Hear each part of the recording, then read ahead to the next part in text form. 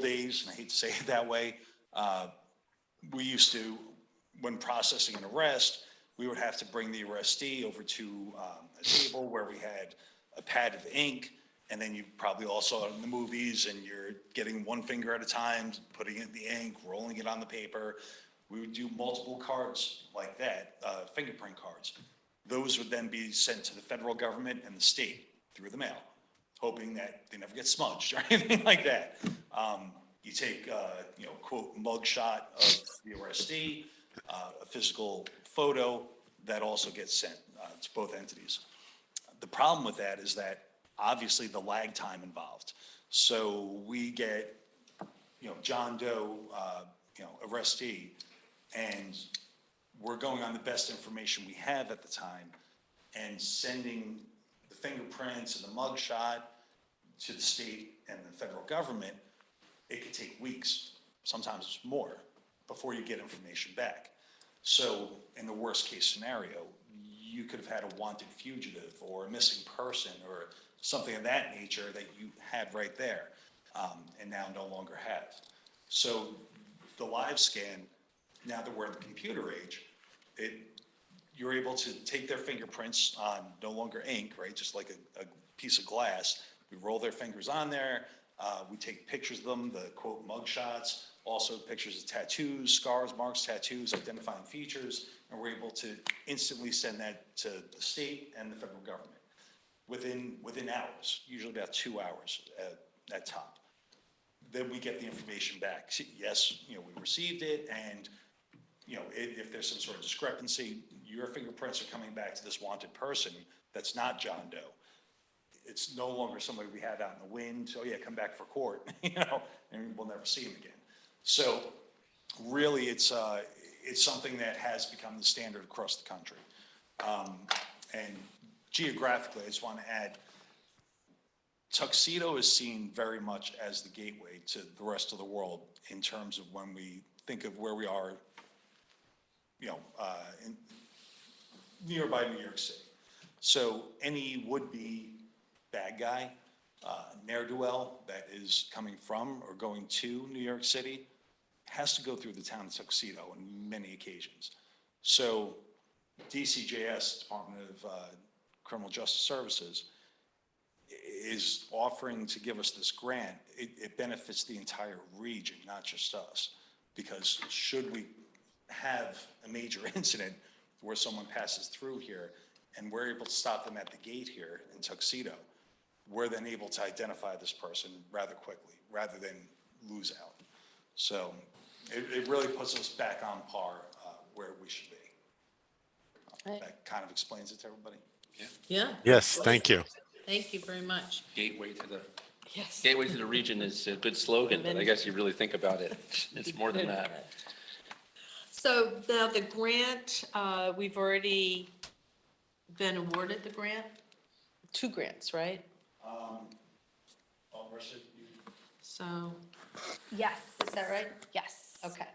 Yes. All right, so the motion is, let's see. Okay, we have 2 resolutions, or yes, we have 2 motions here. The first one is to accept the grant and authorize the town supervisor to sign agreement to purchase live scan equipment and software. And then below here, it says the grant from the New York State Division of Criminal Justice Services is in the amount of $15,000 for the purchase of enhanced fingerprint technology. Is hereby approved and accepted, and the supervisor be and hereby is authorized to sign the grant agreement on behalf of the town. And be it further resolved that the town authorizes the procurement of the equipment in an amount not to exceed $20,000. I'll make that motion. Do I have a second? I'll second that. Jay? Thank you. And I'd just like to point out, we're accepting this grant for $15,000. We've already received the grant for an additional 4. 4,000. So the total grants that we've received so far is 19,000. Yes. Right. And the cost of the equipment is 20,000. It's more like 19,482 and 57 cents. So Okay. We're just So saying yeah. up to 20,000. But it's not 20,000 on top of the 19. No, No, oh, the no. the not to exceed is just in case there's postage or we have to buy Yeah, yeah, batteries yeah. or something goofy like Okay, that. I just wanted to make sure it wasn't that 20,000. Yeah, yeah. Yeah, okay. Any, Ken or Maria, any questions, comments? Well, I would say even if we had to pay for this, we would. It's Yeah. fortunate that we have these two grants that cover 99.9% of the expense. But as Chief Trezino pointed out, this is 21st century technology that's going to enhance our law enforcement capabilities. So to me, it's a no-brainer. And again, it's fortunate that this is being covered by grants. Yeah, Okay. I agree. The same. I apologize for not being in person at the meeting. I don't feel well either.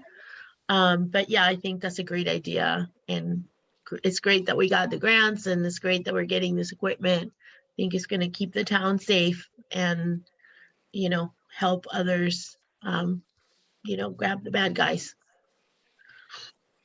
Okay, great. No further discussion? Okay, I'll take a None. vote.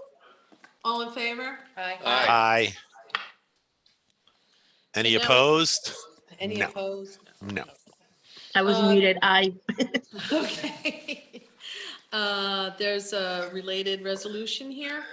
I'd like to make a motion to accept the budget modifications recommended by Andrew Arias for the purchase of the live scan equipment and software.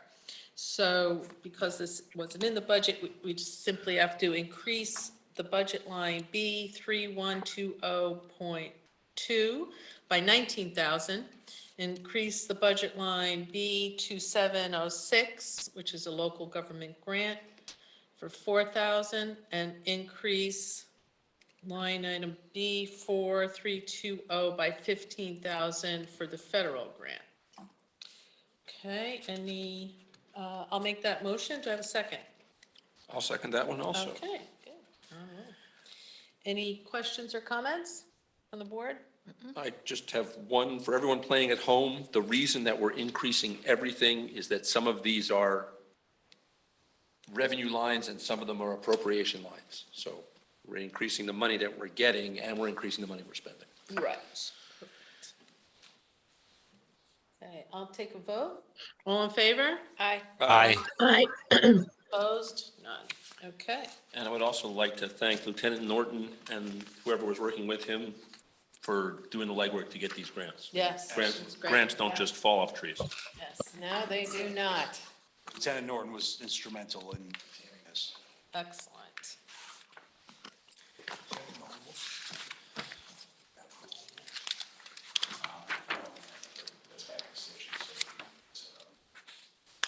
So we're going to move to item 1.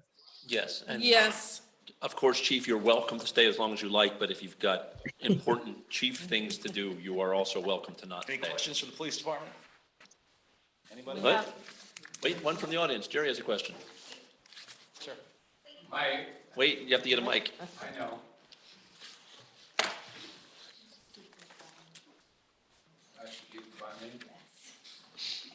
Chief, the question I have for you is, I live in 7 Southside Place.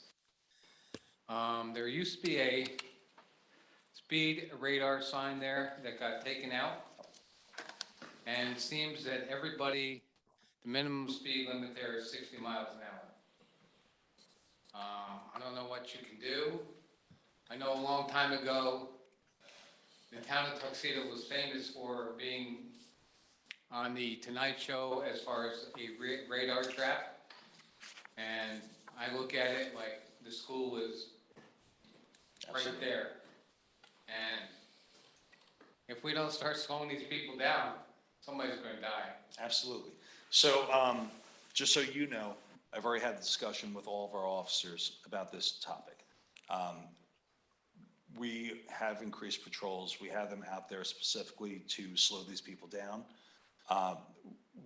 And for anyone listening at home, a message that I'd like to get out to the public, for the greater region, not necessarily the citizens within Tuxedo, but those that travel through it, is that we are placed on a highway.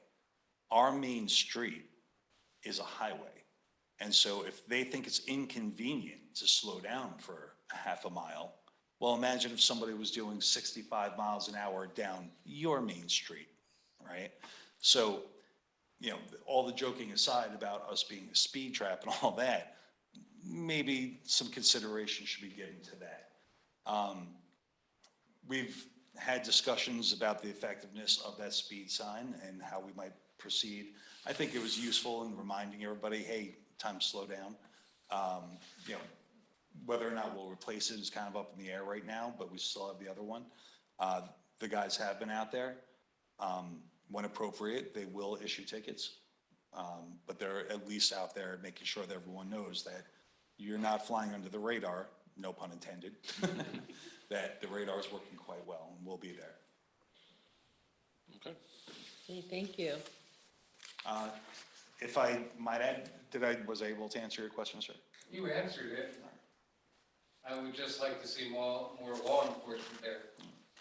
I mean, put a patrol car at the firehouse, Oh, and when they see that, I've been caught.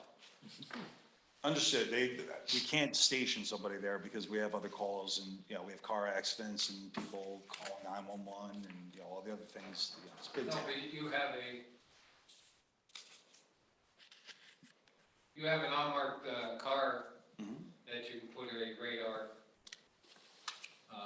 speed trap, whatever you want to call it, system on that. To let us know somebody sped past it. We could. I think that an empty car is not as useful as when the guys are out there enforcing the law. You know, but we'll explore the idea of where we can maybe put one of the marked units, you know, for a little while or something like that. I think that might work better. Just knowing that somebody went past the car at a high rate of speed is really going to, you know, help us in any way. But like I said, enforcement is being picked up on that. Just a quick departmental update so everybody knows. With the department, we've been going through in-service training for the past couple of months. It's underway with all the officers in the Tuxedo Police Department. They're receiving advanced active shooter response tactics, something that they haven't had before. And by the end of the year, we're looking to reach a goal that all the Tuxedo police officers are going to be at the highest level of tactical preparedness for any kind of mass casualty incident. It's an understated way of saying that these guys, they very much wanted the training. They're taking to it very well. They're very professional, and they want to do their jobs as good as possible. Everyone's minds were on Uvalde after that tragedy that occurred. Law enforcement, most of all, we saw the failings of our peers on the other side of the country. So these guys are welcoming that opportunity, and not just in the tactical sense of how would they as an officer deal with that. I think everyone is of the same mind when they watch the footage of what the police officers did not do that day, but also the management side of it. You know, I've been to a number of these incidents where within minutes, 150 police officers from around the region show up. I don't think Tuxedo's ever had 150 police officers here, right? So how do you manage something like that? And then with the fire department and EMS and all the things that go with that. So like I said, these guys are eager to learn it. We've already reached out to the fire department and EMS as well, so that way they could get their training in that. I recently did a small presentation at the school for the students, and we're also working with the school and setting up a presentation for the general public. So any residents of the town of Tuxedo, before the shopping season, we're trying to get this set up. So if they go to the Galleria or something like that, God forbid they find themselves in a situation, an emergency situation, that at least they'll have the mental tools to be able to deal with it and know what to do and make good decisions. So I just wanted to make sure everybody got that. And again, you know, going into the holiday season, we're doing our best to try to mitigate. Thank you very much. I'd like to just add, Chief, I can't see you, but maybe you could see me on camera. I just wanted to update the public that Chief Trezino, myself, and Deputy Supervisor Lindsay are continuing the hiring process for 2 full-time officers. We have conducted 4 interviews, working off the civil service list provided by Orange County Human Resources. So we're continuing to beat the bushes to find qualified officers, and that will continue. Excuse me one second. It's our attorney. I have a question for Officer Trezino.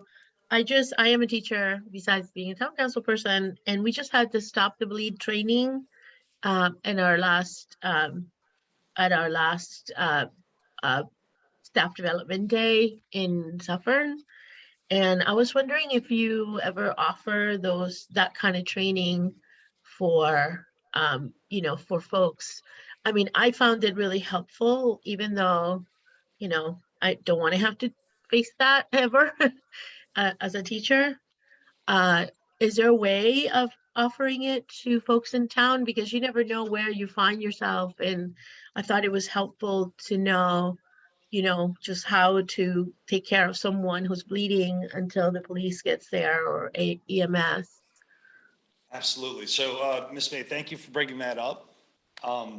Stop the Bleed training is absolutely fantastic training.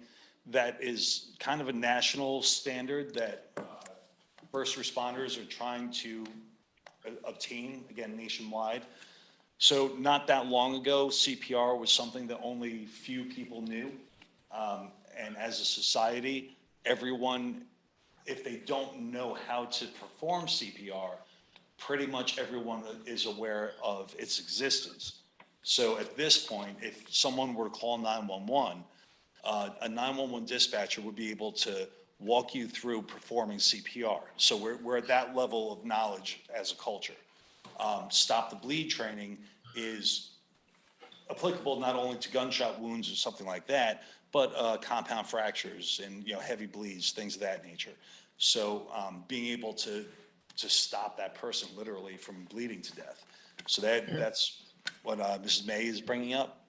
I personally cannot teach it, but I have plenty of people that can and will, and you're kind of letting the cat out of the bag on me here, but that is the plan, is to be able to bring that to everybody, be free of charge, and to offer that to people. So, Awesome. yeah, we definitely have that in the basket. Great. Thank you. Sure. I retired from the U.S. Postal Service after 40 years of service. It seems like the Postal Service is always on the outs with local law enforcement, but yet we see everything. Sure. Because we're in the neighborhoods. And maybe it would be wise to contact the Postal Service and at least have the carriers, there are 3 of them, go through some type of training. Absolutely, that's a fantastic idea. So one of my general guiding principles is that all law enforcement, we protect and serve, right? That we partner up with the greater citizenry out there, that they are the eyes and ears for us, and without their involvement, without us being equal partners in the application of our laws, then it doesn't exist the way that's supposed to. You bring up an excellent point. Postal Service, that they're out there, they're intimate with our neighborhoods, so to speak. So I will absolutely be reaching out to them. Thank you for bringing that up. Yeah, we carry all sorts of stuff in the mail trucks. I know a long time ago when we had a presentation down at the firehouse and I was there, I brought up the fact that we used to carry we had the NYU, we used to carry the AIDS virus. International paper used to send out black tar. Union Carbide used to send out slow K, and I can tell you stories that would rattle your brains as far as what I carried. Yeah. Wow. So, I mean, it would just be, to get the group bigger, Yeah, absolutely. Anyone else? All Any right. other questions for Chief Trezino? No? Okay. Thank you very Thank much. you Thank so you for much. coming. Thank you so much. Okay. We're gonna go. Really interesting. Yeah. Now we're going to discuss the resolution settling of tax certiorari claim. Just This one is minute, to Kara. s- Michelle, I just wanted to give you guys an update. I'm on the phone with Kara Cavallo, Oh, our great. attorney on this issue. And Uh-huh. I'm trying to get her on this meeting right now that so she can give an executive summary of what this is all about.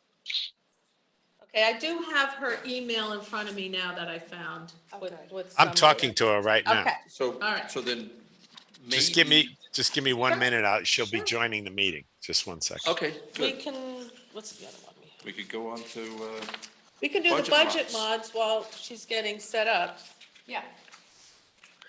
Excuse me for 1 second, Marissa, I think there, Lynn and maybe other folks are trying to get into the meeting, but I wasn't sure. I don't think I can do it, so. The meeting's not locked. If they have the meeting code and password. I don't Okay. have to let participants in. Oh, okay, but Yeah. they do have to come in through the, can they come in through the web portal? No, they have to No. come in through they have to come in through the link on the agenda, on the meeting notice, not through the WebEx portal on the town Yeah, board. that doesn't exist. There's nothing for I them to don't click know. on. Yeah. I don't look at the internet. It doesn't fit through my tin can and string. And each meeting has its own ID number. Yes, So that you have to go with the current, the most updated ID number for Yes. this particular meeting. yes. Degree, there you go.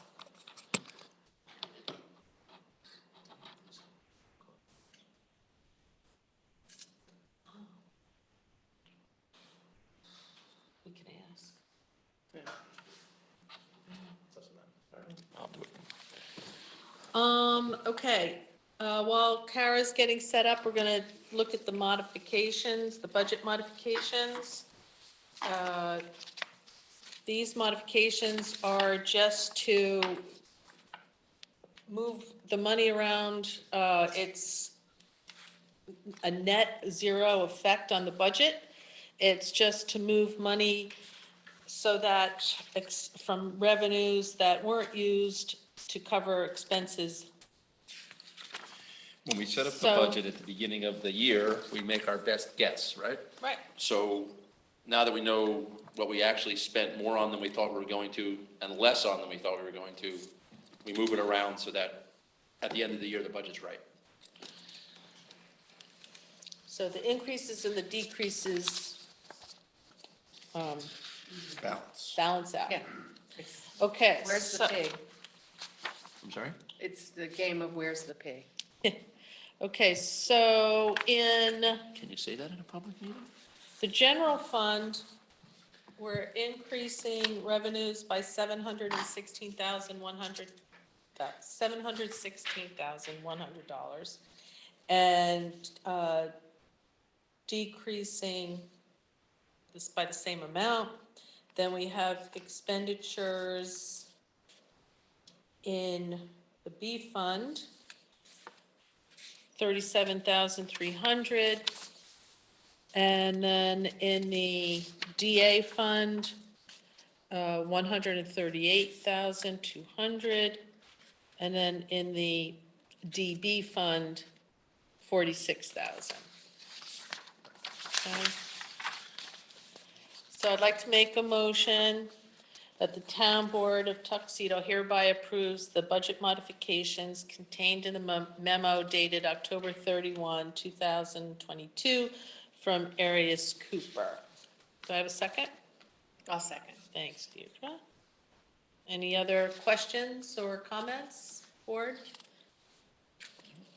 No? No? Ken, Maria? Okay, good. Nope. Take a vote. All in favor? Aye. Aye.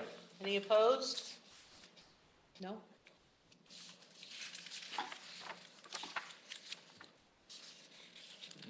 So now we're just waiting for Kara, our attorney that handles our tax certiorari claims, to give us an executive summary of the claim by the Tuxedo Club.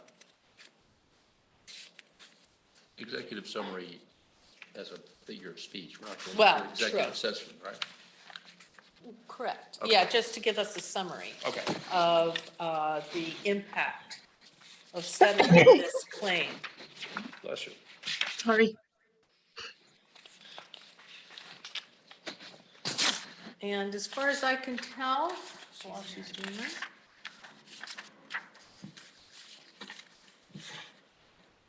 So there, because the claim was made against the town by the Tuxedo Club for the years 2021 and 2022 against the town, I can say that the settlement will result in a reimbursement to the Tuxedo Club of approximately $53,000. Michelle, can you hear me? Yes. We have Kara on now. Oh, And great. so There she is. we have an update here. And so let's start from scratch about this, okay? Okay, Kara. Hi, good evening. So we have a settlement agreement with in the Tuxedo Club tax certiorari litigation. We've worked with, nationally renowned appraiser to help us negotiate a resolution of the tax cert proceeding in light of the state of the law in the state of New York with respect to these types of properties. The fiscal impact for the town for 2020 for each year comes in roughly at about $26,000 in refunds from the town, and then for 2022 it's closer to $45,000 it will now be processed in refunds since of the timing with respect to the January tax bills. But overall, we have it's a good result, and it will save the town, considerable expenses in legal fees and appraiser fees and expert witness fees, in addition to mitigating risk of even further reductions going forward and further higher refund values. So we're happy with the result, and it's our recommendation that the town board accept the settlement agreement. Okay.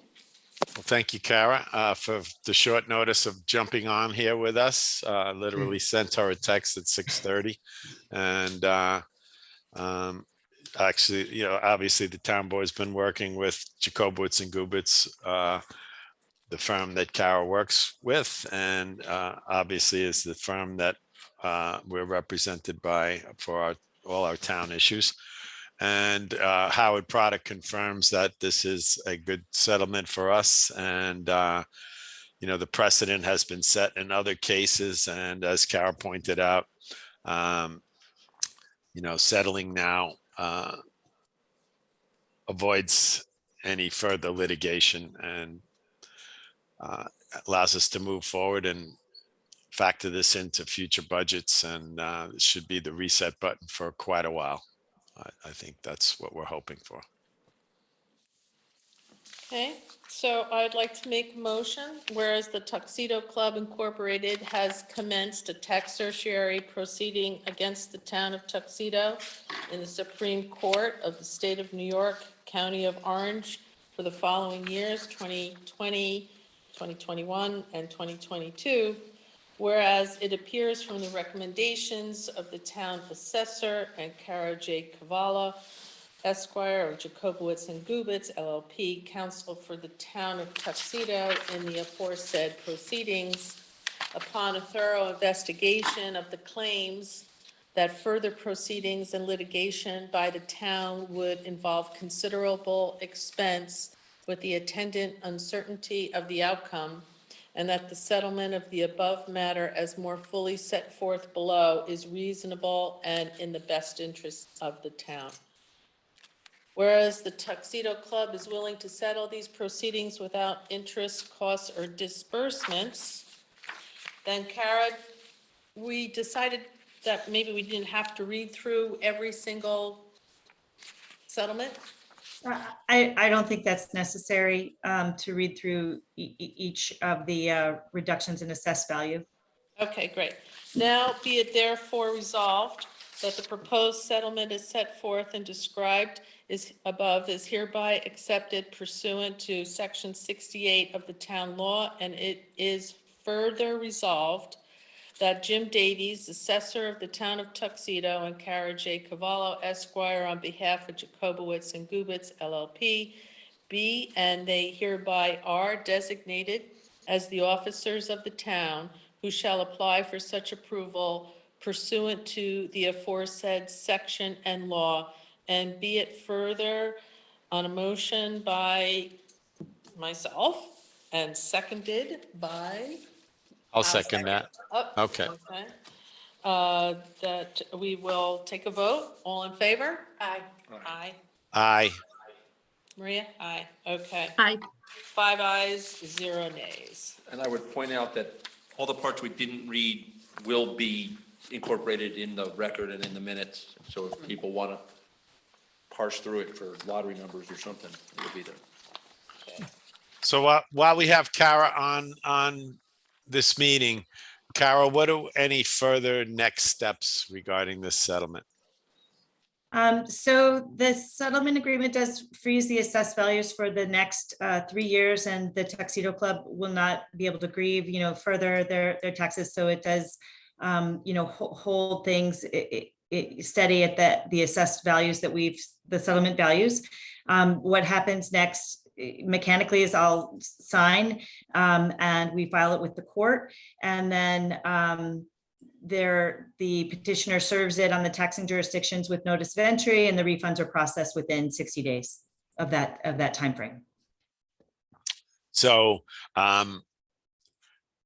by us taking this action, it finalizes a settlement, is in layman's terms. Is that where we're at? Correct, as long as the school board also approves it, and the village board, the village has a separate tax or share proceeding that they're settling with the petitioner as well.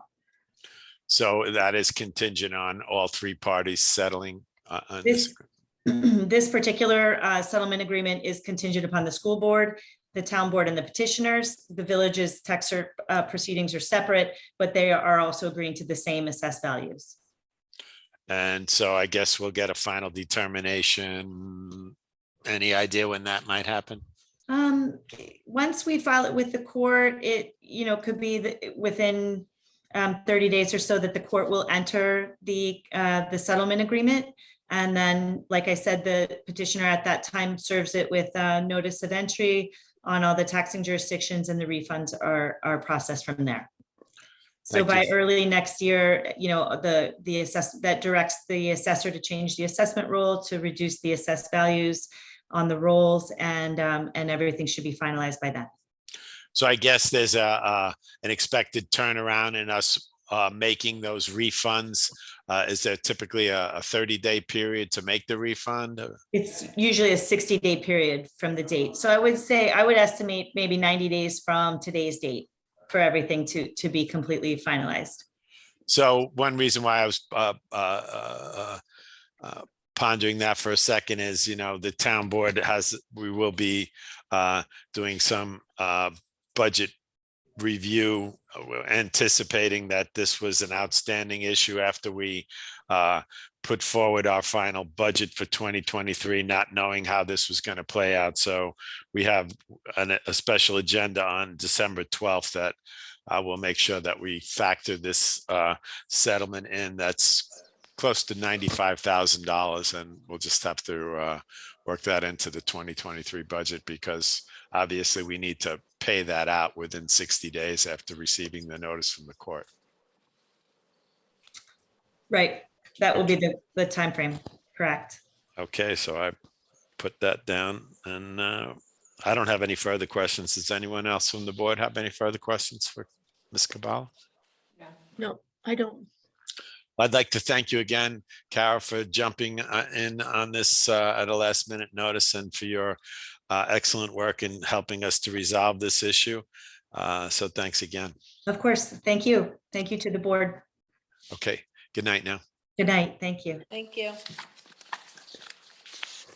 Okay, moving on to department updates. Rob? Right out of the bat, huh? Right out of the bat, it's me. Yep, you're the only one here. Oh, the police, Left the chief police left. already did theirs. Yeah, we had the That's police true. Everybody report. went, okay. Good evening. What are we doing? At this moment, we are still picking up leaves. 2 trucks going now, every day, still picking up leaves. Should probably be done, well, we're definitely gonna be done by December 15th, but we're moving along with that. We are picking up, borrowing a bucket truck from the town of Monroe to start setting up our Christmas lights, which Jerry and I'm sure the boss, Jerry and the boss started decorating the train station this past weekend, right? And so we're going to help them finish decorating that with putting on the lights on top and that and what have you, and start decorating for Christmas. Friday is the tree lighting for those. So that we'll have that set up. We're kind of getting trucks together. We were down 3 trucks. We got 2 of them back. We have 1 truck now that's down. That should be back in line. And the next day or 2, the parts finally came in. So we're putting that back together and we'll be all fully ready for any hazardous storms or winter wonderlands or whatever may happen. The chief was talking about the speed sign. I have Claire looking into the insurance company and if there's something that they'll reimburse us for the total loss of the sign. Don't know how that's going to go. Don't know where that's going to go. But I think instead of just leaving it as a pile of junk, we should at least get some kind of reimbursement for it because they're not cheap. 12,500.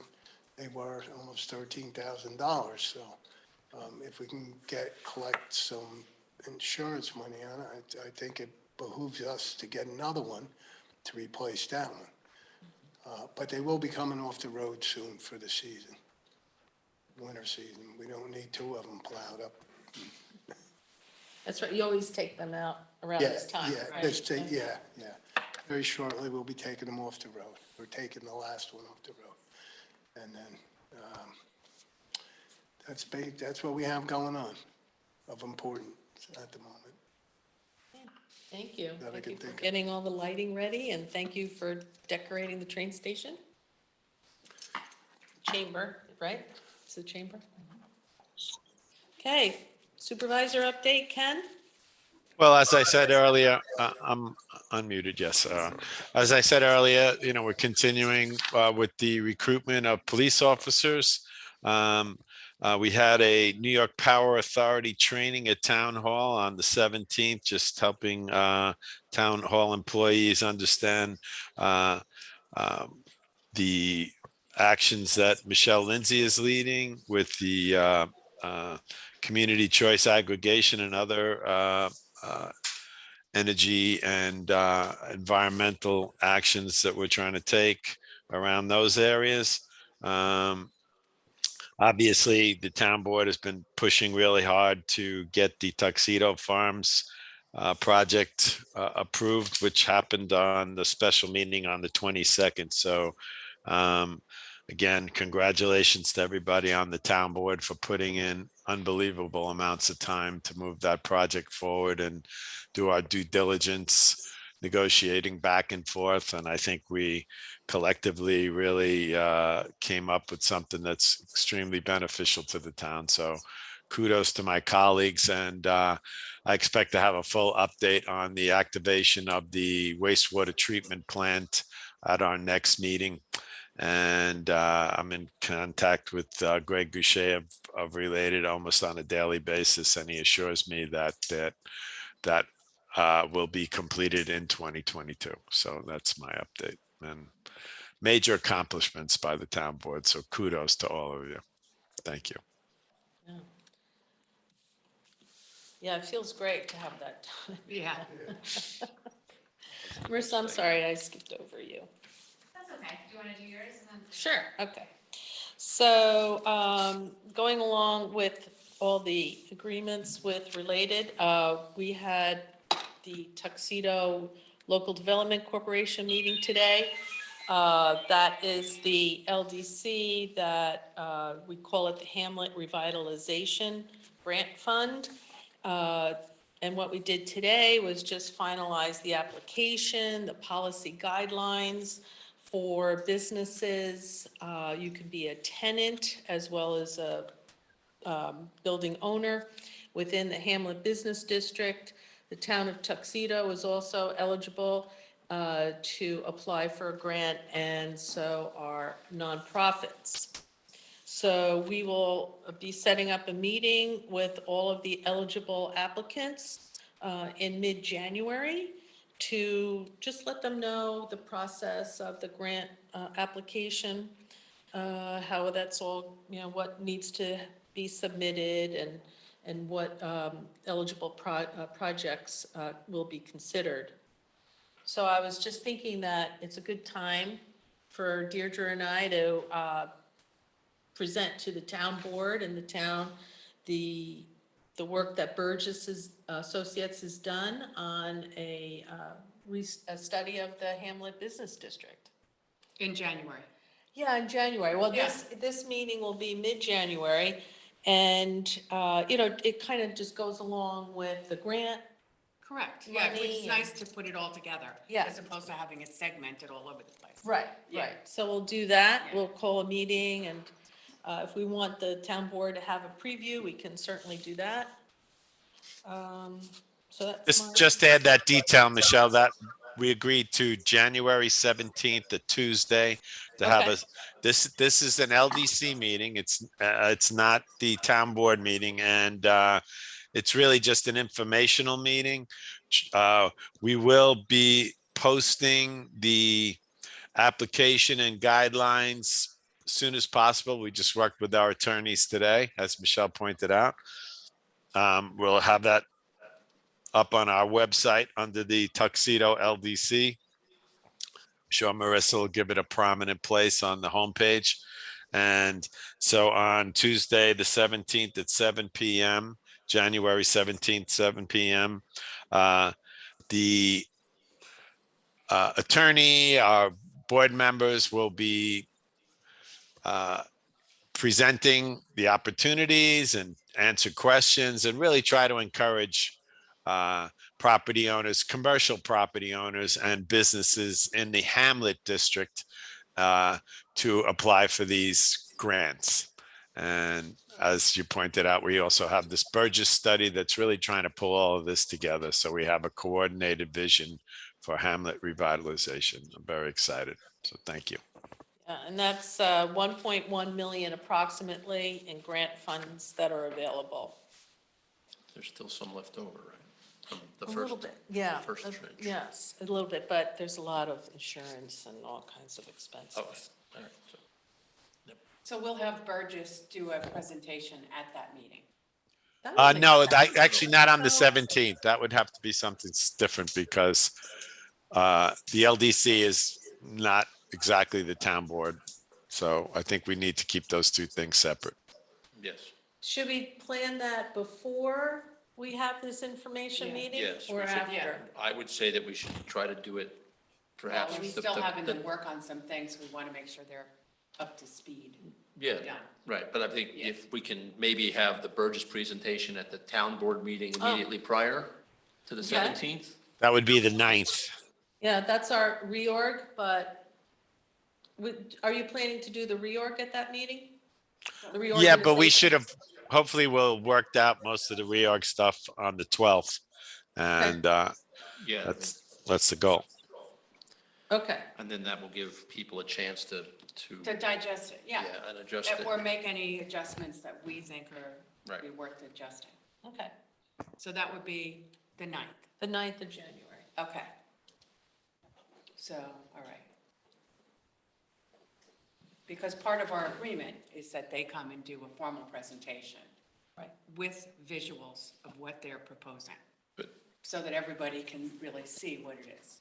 I mean, I'd like to see their report before they do the presentation, so I can have real questions, but Right. I don't need them to present it, they can just hand me the paper. Yeah.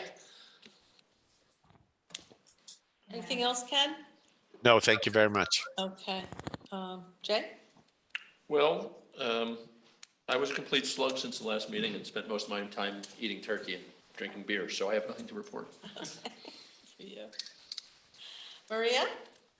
I have nothing to report as well. We just, we finished the Tuxedo Farms on last Tuesday and I was away with my family, so nothing new. So I've gotten back to the Burgess group and given them some direction on where I thought they had some weaknesses in their, what I thought were weaknesses in their presentation. So I'm waiting for them to get back to us on that. And so I will tell them that we would be able to be a formal presentation in January, but we'll get the presentation to the board members before that. In terms of the traffic study, we still haven't gotten, to my knowledge, a letter from the school district, did we, Marissa? Not a hard copy. Right, they're supposed to send us on letterhead, so I'll follow up on that so that we can submit that resolution. And then we also have a meeting with the New York State Department of Transportation on things that we can incorporate to make the traffic going through the town of Tuxedo slower, because I agree with you, slower, and more accessible to retail businesses. So we have a meeting with them in December in which we will also show them some of the concepts that the Burgess study is going to give us. So that's, oh, and also the holiday concert, we're in the process of finalizing all the details, and we're submitting the information to all the local newspapers so that we can get our information to the, out and basically invite the community. So that's it for me. Deirdre, can you tell the dates of that concert again? Yes, it's Saturday, December 17th at 4 o'clock is chamber music. It's the Hudson Valley Chamber Music Association. It's 6 artists, and it's a 1 hour to an hour and 15 concert, and it'll be followed by a small reception at the church at St. Mary's. Sponsored by the Thank town. you. And it's sponsored by the town, yes. Thank you. Sounds holiday festive. Yes. Looking Should be forward to it. beautiful. I'm sure it Should be will. really beautiful. Marissa? Good evening, everyone. As Rob said, the tree lighting ceremony is this Friday, December 2nd at 5 p.m. at the Tuxedo train station. Thank you to the chamber for the decorations that are up so far. It looks very nice. The evening will start off with the Tuxedo Union Free School District Jazz Ensemble that will be playing music. There's kids' crafts, refreshments, an appearance by Santa, and the kids can write letters to Santa. There is a toy drive going on hosted by the Tuxedo Union Free School District. We have a donation box in Town Hall, but they're located throughout Tuxedo, different businesses. They're looking for new unwrapped gifts. It could be games, toys, and even gift cards. It's not too late for the senior survey. We have copies here at Town Hall for anyone that has not filled them out. And we have the link to a copy on the website as well. And to the board, I filed the Tuxedo Farms special permit resolution.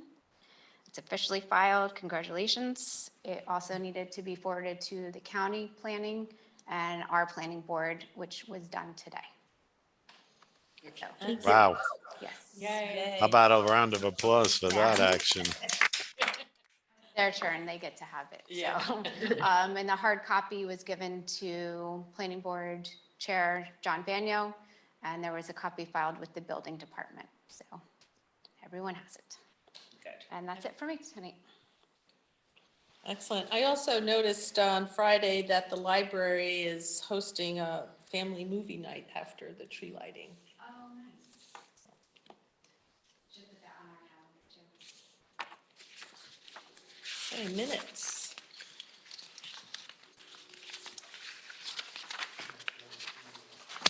I'd like to make a motion to accept the minutes of the regular bi-monthly town board meeting held on November 14th, 2022. Do I have a second?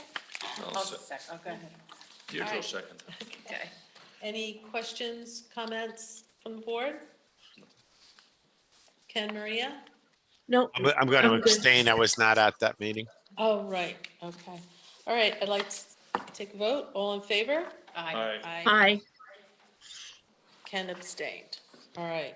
I'd like to make a motion that the following vouchers, having been audited by the town board, are hereby approved for payment.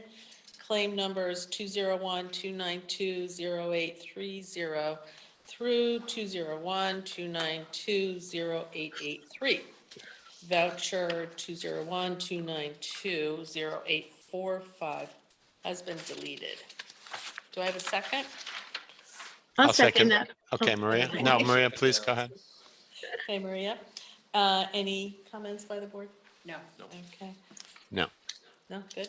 Okay, all in favor? Aye. Just want to point out that John Sandick had his hand raised. Oh, I'm sorry. I mean, we're going to public comment now. so Okay. he's- Oh, good. All right. Thank you, John. Hi, good Comments? evening. Thank you for picking up my call. I do appreciate it. Question for Mr. Dobom. You know, I'm in the East Village. Can you give me the drop dead date again for leaf pickup in the East Village, please? Just so I know, so I get it prepared for you guys. Excuse me, December 15th. Okay, You can, John, you can put Thank- them in you can put them in bags after that, and we will still pick them up. But Okay. for bulk pickup, it's December 15th. great. Thank you so much for that. I appreciate your work. You guys do awesome jobs as always. Thank you so much. Thank You're you. welcome. Have a good day. You too. Thank you. Dale? So I have a couple of questions about the LDC meeting. Yes. How are you collecting the potential applicants, a list of potential applicants? And if the people who are interested can't make that meeting of the 17th, is there another way for them to get the information so that they could still apply? And is there a timeline for the application process? Okay, let me go with your second one first. It will be like this, it'll be a hybrid meeting. So people could join virtually, but if they can't do that, it also will be recorded. So all the information they can get by just, looking at the recording. And they can certainly get in touch with us with questions if they, they come up with a question that hasn't been answered. And as we were discussing today, if people still come up with questions after that, then the questions and answers from the appropriate attorney or building department or planning board, whoever needs to answer that question, all of those questions and answers will be posted on the website under the section that will deal with these applications. As far as reaching out to, all potential businesses and potential applicants, it's just the Hamlet business area. So, I guess that's a good question, if we're going to, how to reach out to everybody in general for. Do we have their emails? We could send out a notice to all the businesses? I mean, certainly it'll be posted. Do you have, does the chamber have a list of all potential applicants? So I think, I think there are things that have changed in the past couple of years, and I don't think the chamber even has an up-to-date list of Actually, I think. businesses that might be like up in Tuxedo Square that we may not even have any knowledge of. So that's one of the reasons I'm asking, is because I Right. think this might not be, I mean, it's a good thing it's a concentrated area, because it'll be easier to figure out what the comprehensive list is. But I don't think that list exists anywhere yet, so that's one of Actually, the I reasons think, I'm I asking. think I did do that. I did go through and did an updated list for the sponsorships of Plein Air. So I think we have gotten that done, as a matter of, now that you're mentioning it, I worked with somebody to do that. So I can send you that list, Oh, and that- maybe that we was could what I work was together gonna and ask see if whether or we not, should- you know, if there's things missing. Mhm. And at least we could send to that list notifications about the meeting and whatever. You know, I could write something up and we could send that to those people, but I definitely did do a business list. I just forgot that I did it. Sorry. Okay. Well, and also, it's primarily for exterior improvements to the building. Okay. Okay, this particular grant fund. So, you know, that might not include every single business, say, in Tuxedo Square. It's, but it would be for the exterior, and as long as it's the improvements they would like to do, been approved by the landowner or landlord, property owner.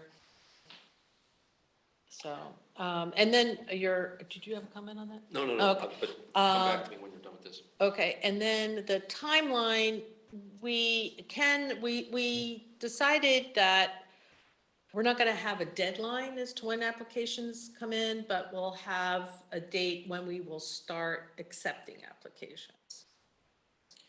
Which will So, be early so- in the year. so the information session is scheduled for Tuesday, January 17th. We certainly will have, our plan was to have the updated application we reviewed today disseminated within a week. We'll try to disseminate it every way possible, TPFYI, possibly photo news, obviously through the town's website. I would imagine word of mouth will help spread this pretty quickly because we're looking to award somewhere around 5 grants, substantial grants of $200,000 plus, up to $250,000. So we're trying to do high impact grants that'll really put a facelift.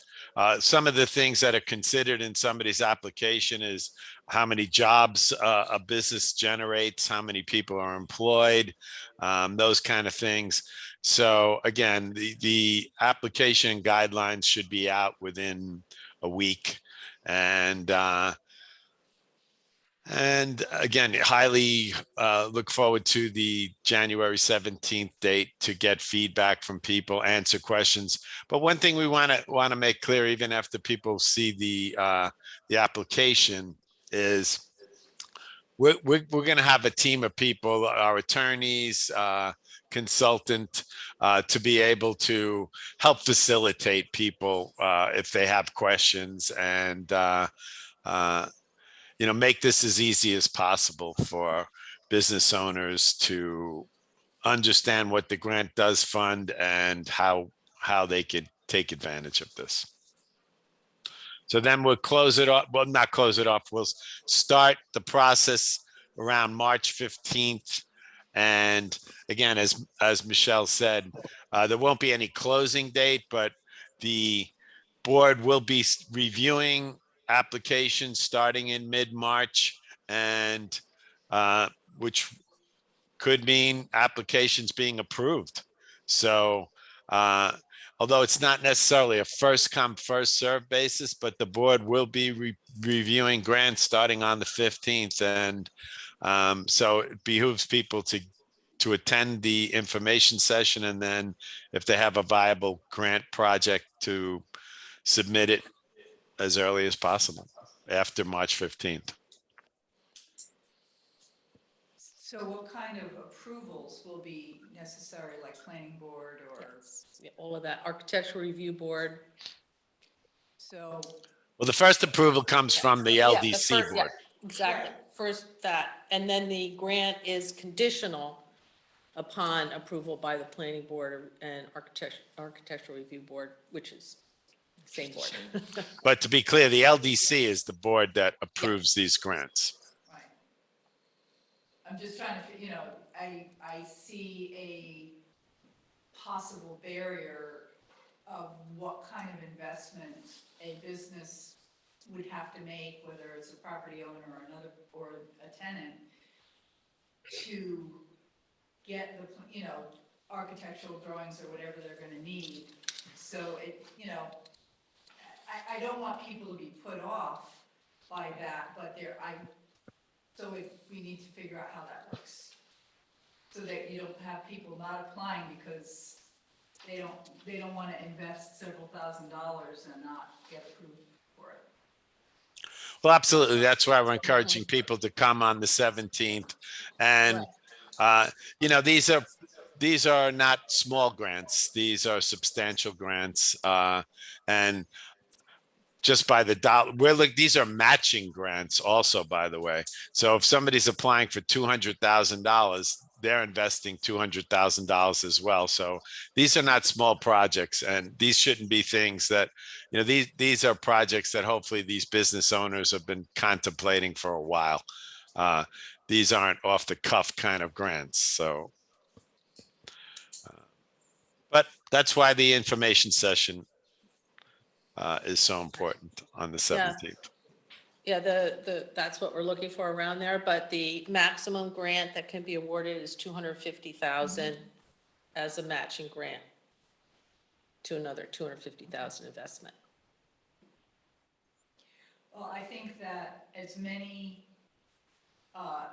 forms of outreach as possible is a good idea. People don't necessarily just see one thing. They have to see it a few times before it penetrates. So the chamber would be willing to send like a postcard that includes a link to the information on the website or something, so they're also getting it by mail. It's obviously a pretty small mailing, so it wouldn't be a big deal for us to do. That would be really helpful. So I'll get to you with my list and then we'll compare.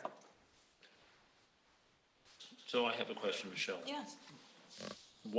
So the Hamlet, so the Route 17 corridor, obviously the roads to the east and west of that, but how far north of 17 is the boundary?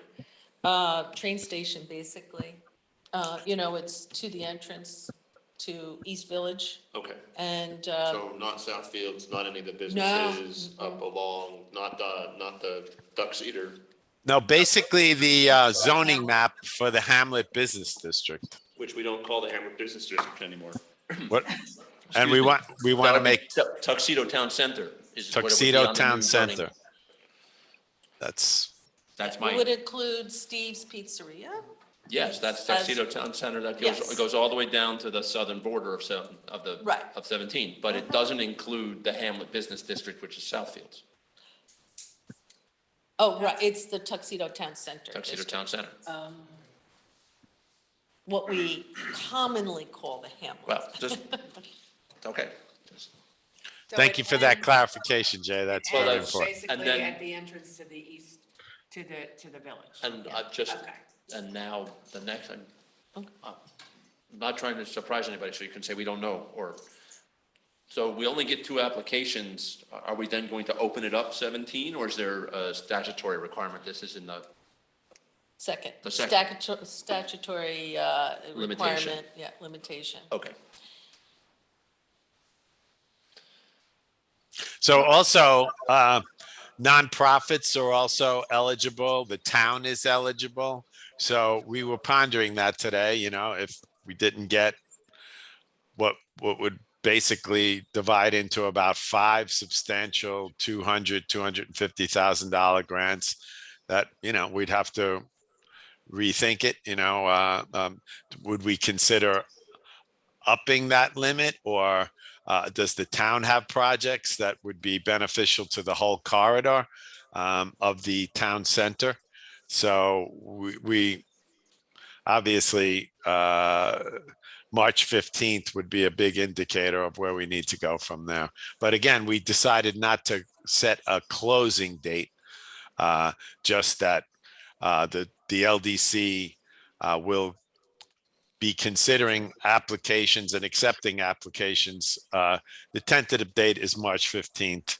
I don't have a 2023 calendar in front of me, but if that happens to be a Saturday or something, well, it'll be the date before that. But and Mid-March. then we won't close it off. We'll see where it goes and zig and zag if necessary. Understood. Thank you. And it doesn't have to be that large a project either, because some of the eligible projects are installation or repair, replacement of awnings and signs. So it's really, the purpose of it is beautification of the Hamlet district. So it doesn't have to be a large project. It could be, I just want to change my awning and something like that. Lighting, landscaping, Big time. streetscapes, We need lighting. improved parking, improved access to your building. So there are certain things, basically all exterior. To be continued. Yes. Jerry? A couple of questions came to my mind during this town board meeting. Has New York State railed against their increase for taxation as far as the land goes? Because I thought town was going to raise their property value, their property taxes. Oh, we reassessed, that's actually was, no, they didn't argue. So they accepted, the state accepted our reassessment of the parklands. Oh, the parklands, okay. Sorry. Thank you. Second question, as far as speed radar signs, can you get them to be more permanent, especially on 17? So they don't have to be taken in the wintertime? As a theoretical question, yes, we could get more permanent pole-mounted signs or something like that. We haven't discussed. We would first have to approach the DOT to even get permission to put it in the right of way. So that would be, I think that would be quite a monumental task, because once one does it, all does it, and all through the state, you would have on DOT property signs flashing here and there, meaning virtually nothing. I don't believe permanence on local streets in certain areas. I imagine we warrants it, but you wouldn't be able to do that on 17. Not without DOT approval. We'll add it to the list. Next question. Since I've been working at the train station for the past few days, and we've noticed for the past few years, the train station is in need of repair, to put it bluntly. Will the town apply for that grant for the train station? It's under consideration. But the town definitely has the train station repairs in its sights. We let a contract last year. We issued an RFP. We got one bid back, which was unacceptably expensive. And we're now working on thinking about revising the RFP. We've been distracted with a couple of other things, but. And I've gotten a list of general contractors that have qualified to do, who are local people, who are qualified to do town work or county work or whatever.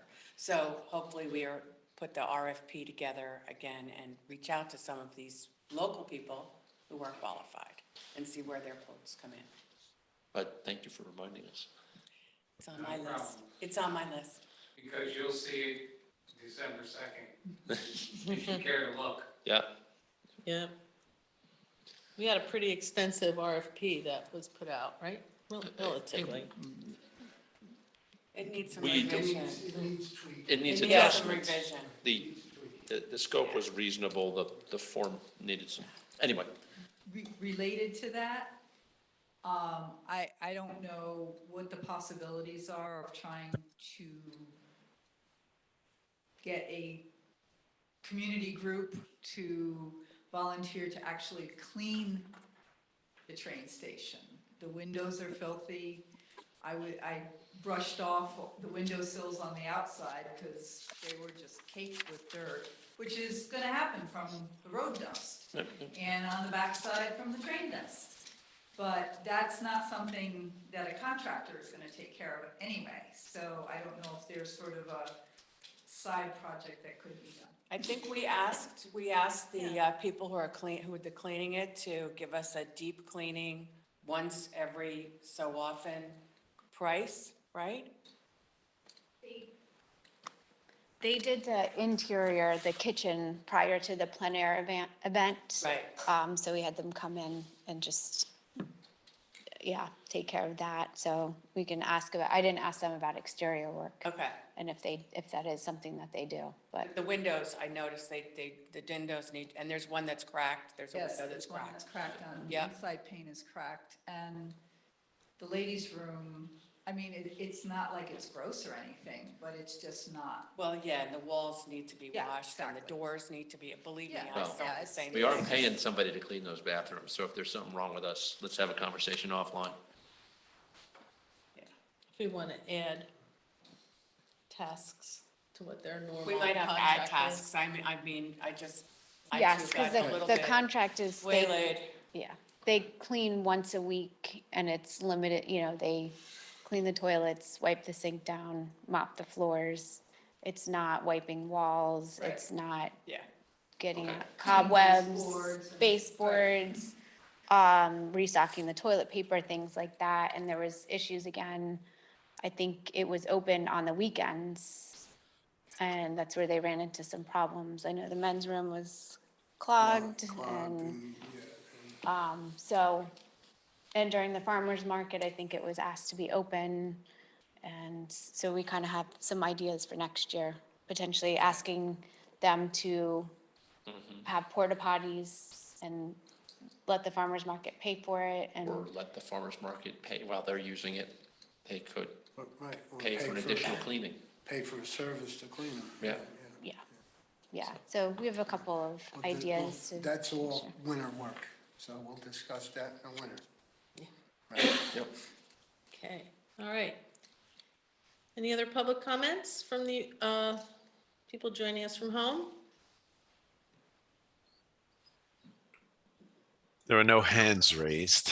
Okay, so under other business, Ken, you and I said we should just put on the table Peabody project. And we don't have to go into any great detail tonight, but we want to just get it on everybody's radar that this proposal has been submitted by Maureen Cohen and Janet Galuska. And it is to kind of help with the situation we have with feral cats in the town. It seems that we have an overpopulation problem. And other towns, Monroe and Orangetown, was it Orange? In Rockland County, Orangetown, have services that they use. There's an organization called TARA, which stands for the Animal Rights Alliance, that will help at a much reduced cost to trap and spay, neuter, vaccinate feral cats. So, you know, if we consider this to be sort of a situation we want to try and get a hold of before it gets worse, they are making this proposal for us to consider. And there's a donation by a resident to split the cost of spaying, neutering, vaccinating, and treating 50 cats. So the cost per cat is approximately $100. The donation is $2,500, so the town's match would be $2,500. So we don't have to take any action tonight. Just want to get it out there on everybody's radar. Well, Is there a certain area that there's a? Apparently, Nursery Road area Okay. that backs up to the woods that then go into like the Mountain Lake area. I'm slightly familiar because we did have a heart traps to town hall for folks to take and try to capture the feral cats. So it starts out as somebody with good intentions to have a cat or two outside, then it explodes. So, I mean, there's different ways to handle it, and I think maybe this company, you know, if you catch them, you have to bring them to Warwick, if you're a town resident, right? We have to bring them to the Warwick SPCA, or is that the idea? You can't take it and legally take it and let it go anywhere. well, I have the proposal in front of me. Yeah. And I reread it after speaking with you, Michelle. And at least the proposal seems to talk about the resident. Let me actually read this. First, they start out by just giving a general overview of, you know, how cats reproduce and how one cat can lead to over 2,100 kittens over 4 years. And so it talks about the cost of spaying and neutering is unaffordable. And so that kind of indicates to me that it's somebody's personal cat as opposed to a feral cat. I'm sorry, go ahead. And you know, my question, it doesn't really mention here that I see about the organization actually trapping the cats, which is what Rob seemed to, I had thought maybe we would have a heart traps available to residents to borrow. But, you know, I'd be concerned if we were to catch cats, you know, how do we know it's not somebody's cat? You know, I mean, is it a feral cat, a true feral cat that's doesn't seem to have an owner? It's kind of a slippery slope because, you know, just subsidizing because the expense is $100 is kind of a different notion than what Michelle and I were just pondering. You know, is this like a health situation that's kind of gotten out of hand, that there's a large population of cats? I've never seen it personally, so I don't know how we really determine that. And I'll pause for a second and give my colleagues a chance to. Yeah, I just want to add one more piece of information for the discussion. There's another organization that's volunteer called Care About the Strays. Now, this is just for stray cats. It's all volunteer, and they work in Rockland County, and they are dedicated to the care and control of feral and abandoned house cats living outdoors. So they make every effort to provide assistance to residents with the spay and neutering process, from anything from capturing, getting them vaccinated and neutered, to returning them to their neighborhood. So they wouldn't go to Warwick. They would go back to the neighborhood, Yes. but they would And then be let them out. returned Oh, no. after being, you know, Okay, neutered. so And this proposal really is two proposals folded into one, both hinged on the idea that the town is going to contribute taxpayer money to fund these things. Now, the first proposal is the part that Ken was talking about, which is economic assistance to pet owners for spaying and neutering their cats. Not feral cats. These are owned pets. Well, that's With- part of it, yeah, That's the first part. right. Okay, I'll get there. So the first part is using taxpayer money to fund in particular residents, not a small group of residents, 50, with a contribution to maintaining their pet cat. Let me start out by saying I firmly believe that responsible pet owners spay and neuter their pets. Yeah. Right. That's not the question. The question is who should be responsible for paying for that? And this does not strike me as something that the town should be funding. I think that before we drop any amount of money to spay and neuter cats, we probably should make sure that every kid in Tuxedo has dinner every night. But that's a different discussion.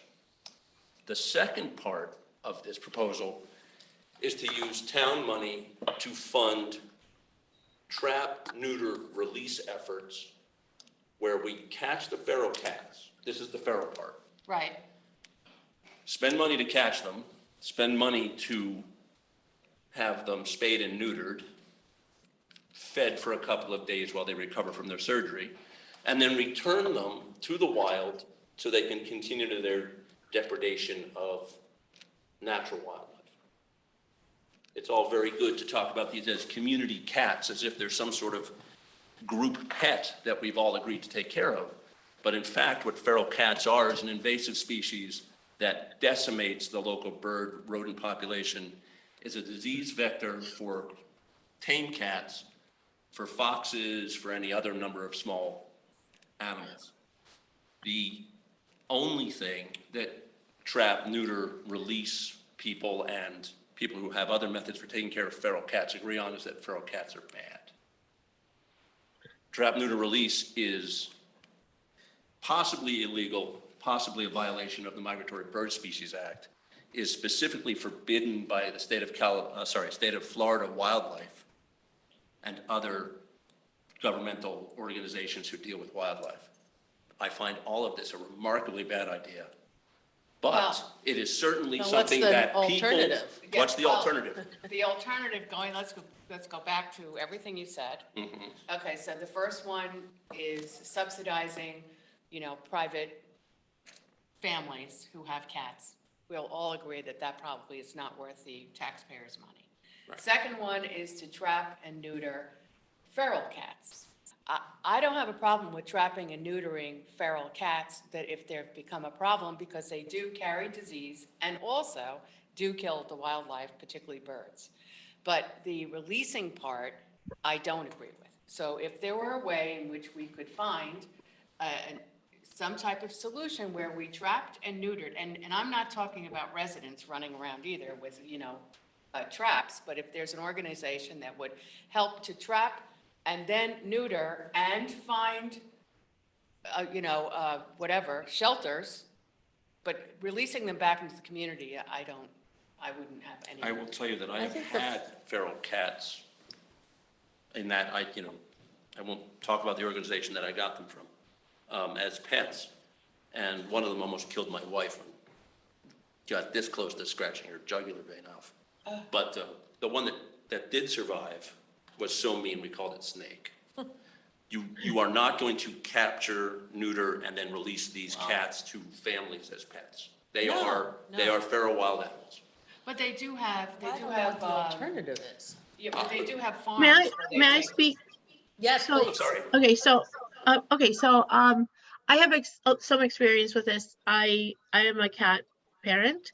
My youngest cat is a kitten, and we actually found her in the streets in Suffern. One of my students did, and I took her. We couldn't find her mother. Obviously, I think the feral cats is how early you get them because she was like a little kitten. She's super sweet. I took her to the vet. She's neutered, spayed, whatever. But one of my neighbors a couple of years ago did with her own money, take a whole bunch of animals. You know, her husband works for the parks, so they trapped and captured, and did paid to have the cats neutered. And at least, you know, that is one issue. The other issue, so I think they were released to the neighborhood or whatever, but at least they just can't keep reproducing. The second problem is where I adopted my other cat is from the Woodbury Animal Shelter, and they are so full of cats. I mean, they had to have like a new building for cats to put all the extra cats that they have. So it is a problem in the area. It became a problem also after COVID. A lot of people that had got cats because they were home, and then now they're not home or whatever. So, I mean, I think that we should, I don't know. I mean, I think that, cats also eat mice and rodents and things like that are bad for the ecosystem. So I don't know. I mean, I agree that we shouldn't be paying for people to spay. I mean, there's a van that comes in and you can spay and neuter your cat for $60. So it's not, it's not an expensive thing. And if you decide to own an animal, you have to take responsibility for it. But I think that we shouldn't dismiss it completely, and that, maybe we should do a little bit more research about what we can do and what the laws are in New York, which I don't know, about releasing neutered cats. I mean, there was a dead cat the other day in Southfields on Route 17, and it was very sad. So just get hit by a car. If I may, thank you, Maria. I'm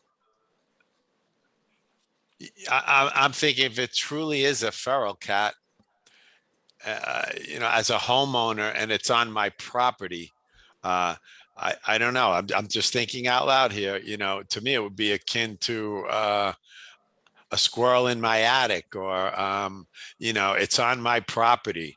I think I'd be calling some type of these businesses that deal with nuisance animals. And like Maria said, I really don't know what that process is.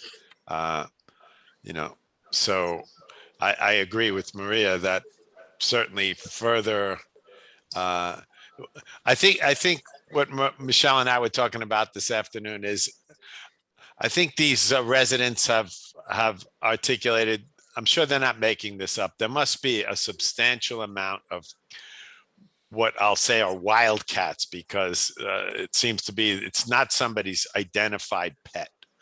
And so I think we've, in this conversation, have kind of agreed, maybe not, but it's what my take on where we're at in this conversation is. The town shouldn't be expected to subsidize pet owners Right. spaying and neutering of their pets. Right. I think Right. Because that certainly wouldn't just be in the Hamlet area, that then you'd have to extend that to the whole town, that this is a program where we're somehow subsidizing pet neutering. That doesn't seem plausible. But if there really is some kind of a health condition that seems to be out of control in this area, quite frank, it's no quick solution. If we have a feral cat problem, that may be a true thing. If we have a feral cat problem, then what we need to do is look at is what is the most effective way for the town to deal with a feral cat problem. And trap, neuter, and release is not the only option, and is not a very effective one. Unless you're going to have a cat colony monitor to keep track of it and keep people from feeding them, which is another big problem. I mean, Yeah, it's not going to eliminate the cat problem. No, just a going released forward, cat- it won't eliminate it, No, but but- it'll make it so it won't keep An outdoor- exploding. An outdoor cat lives about 5 to 7 years because they usually freeze to death, get eaten by a coyote or hit by a car, as opposed to a house cat. But that's 7 years of depredations against wildlife. Well, also duplicating. They're breeding and They're they're, breeding, they're that's the having how problem. many, I mean, Right. each cat's gonna have 3 But litters. That's, I'd like to me, just that's point- the problem. I'm sorry, Why don't- we're can walking I- all over may I- cat. Can I just make a proposal here? No, let's um, let Ted finish talking. Oh, I'm sorry, Ken. I didn't. No, that's okay. It's hard when we're trying to have a conversation and not everybody's in the same room. I appreciate your patience. With the release, my thing would be, well, now we release this cat. Let's say it's been quote unquote fixed. You know, how do you keep from recapturing the same cat several times? Oh, Frisky's already been fixed. You know, I mean, how many times are you going to do that? You know, that's just another thing that popped in my head. I mean, Well, so the most- releasing thing seems problematic. Well, most places, I know that the shelters do it when an animal has been fixed. They actually now do like a little tattoo, like a little dot, so that you can physically see that they're fixed, especially Okay. for females. But I don't know if all They shelters. mark their paw or something like that. They mark their tummy. They mark okay. their, growing area with just like a little green tattoo that's a Oh, dot. interesting. Okay. And that way, you know that At animal. least you know that one's been fixed. Well, okay, how about this? How about if, I know the next few meetings are very busy, but maybe the end of January, beginning of February, we ask these residents to come in, explain about these volunteer organizations that are already up and running in Orangetown and Monroe, explain a little bit about the services that are available. And as you say, if they're a 501c3, then yeah, they must be legal that they do what they do. It might not even be a problem, Well, it might not even be a Especially with the problem. coyotes with up the there. coyotes. Yeah. But, I mean, sure, bring them in if you want, but that's not the question is not whether or not they believe in their program. The question is whether or not their program is effective and something we want to pay money for. Well, we can ask them for Well, I that. think that's the you know, point of having them come in. Have them come in, To tell have us them, how they could help us, or if they can help us without a release program. Without a release program, I'll tell Yeah. you what, for $5,000, I can get you 500 cats. well, we don't want to do that either. No, we want to address the problem that we have. Yeah, No, We no, want no. the most That's- humane way that's- of that's what I mean. trying to solve this I'm problem. not sure releasing a cat to freeze to death, get eaten by a coyote, or run over by a car is humane. But I don't I think know. I think the There's- New Zealand solution is a much better one, personally. It's but I may tough, be in it's the a tough minority. problem. What's the New Zealand solution? Again, it would seem to me that if I had this problem on my property, it would be up to me to resolve it. And it seemed, but again, I don't know the legal ramifications, but I'd call a pest control person and have whatever the animal is, whether it be a squirrel, a raccoon, or whatever, and Well, how it about seems. if we just pose these concerns and questions to these people, have them do some research and what alternatives are and other options that are out there in the state? Yeah, I think we could follow up, Michelle. Look, I would hope that Maureen and Janet and first of all would understand that we are taking this seriously, that it's by this our due diligence here. We did consult with our attorney.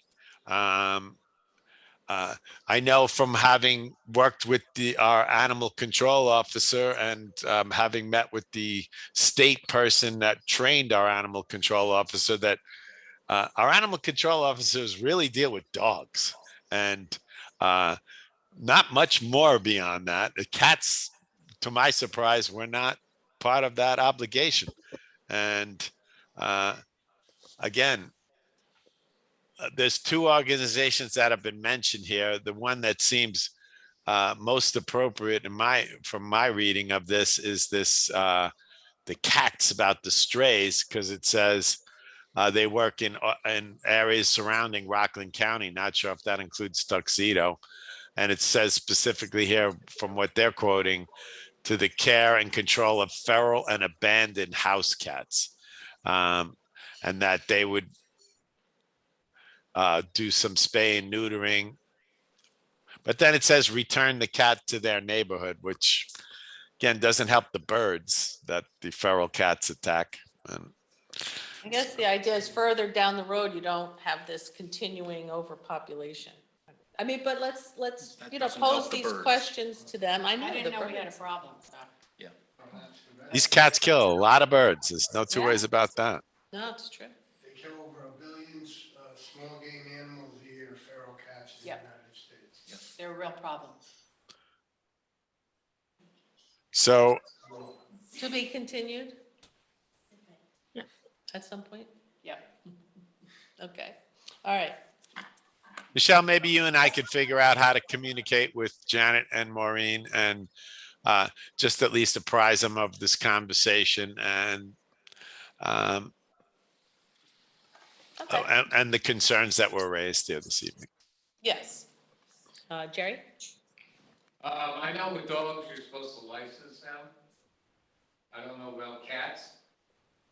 But if the homeowner has a cat, shouldn't they get it licensed? That way, if the cat gets out, you know that it's somebody's cat, not a feral cat. Marissa, do we issue licenses for cats? No, the state doesn't require it. Maybe it's something you should look into. Well, we go by, yeah, even licensing dogs, that's a New Yeah, York I State law. That's not Tuxedo. We just have to Cat is not follow. designated as a pet or a Actually- wild animal. There's no designation to a cat. So you can't, they're not a game animal, they're not a pet. There's no designation for a cat. I went through this for years and there's really no solution. Try to get your neighbors to be cordial. Keep their cats at bay. I mean, when I had a cat, it wore a collar and did have an identifying medallion. And I've certainly seen those on cats, but it's not a legal requirement as opposed to a dog license, which is required. You know, too, there are people, like my cats are indoor cats, but people who have indoor and outdoor cats feed them outside, and that's a bad idea because then that food is there for the feral cats. So Bears. perhaps even if you have an indoor outdoor And cat, raccoons. then, you know, maybe you should always maybe we can suggest to people that they always feed the cats inside, even if they go out for other things. Because otherwise the food is out there and, you know, other animals eat it. Yes, okay. all Well, I right, think and we've we'll follow exhausted up. this topic without It's a sign that resolving. we have time on our hands, right? Yeah, well, Don't get too comfortable. We Yeah. do not. Yeah, okay. No, I'm glad we had time to discuss this. All right, I'd like to make a motion to adjourn this meeting, Can I just, unless, oh, I'm sorry. before we adjourn, just like to point out, especially to the town board, what our next meeting, December 12th, is all about. You know, we agreed to tackle the town board reorg. All town board members should have received by email the reorg document from 2021. And of course, we'll be updating it.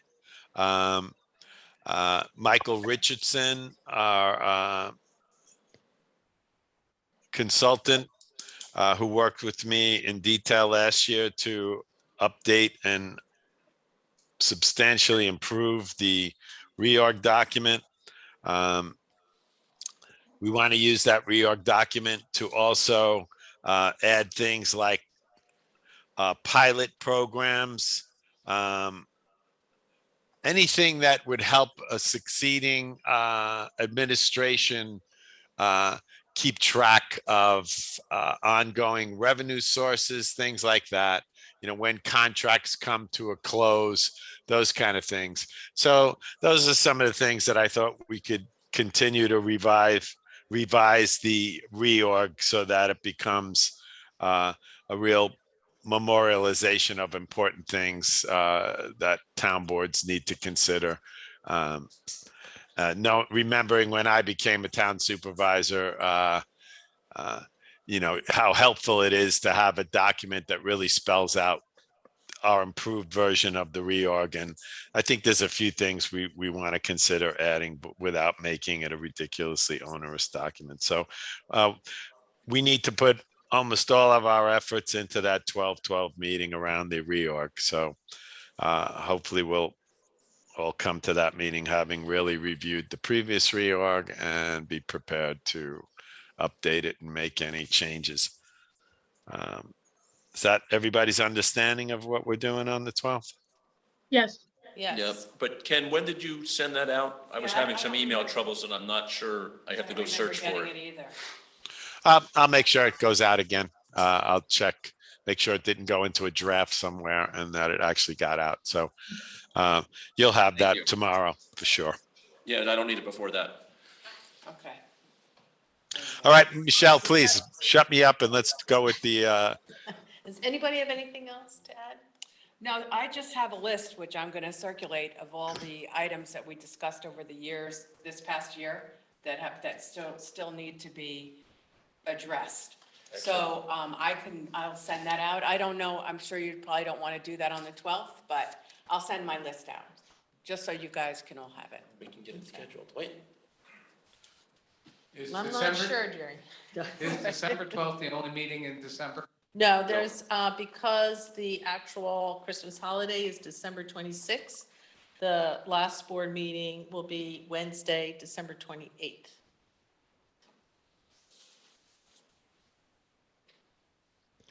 Okay. I'd make like to that motion. Traditionally, the second meeting in December has been vouchers only. It kind of depends if what comes up, if we need, it could be vouchers only, Mary, or if something comes up, we just need to meet. There are four of us, Ken, I don't know, you didn't respond, but four of us are available to meet in person, so we can, if we need to. All right, I'd like to make a motion to adjourn the meeting at 8:48 PM. Do I have a second? No? Second. Okay. I never second that. All in favor? Aye. Any opposed? No. Okay, thank you all, everyone. Thank you. Don't Thank forget to you. sign the vouchers. Oh, okay. Thank you. Oh, thanks.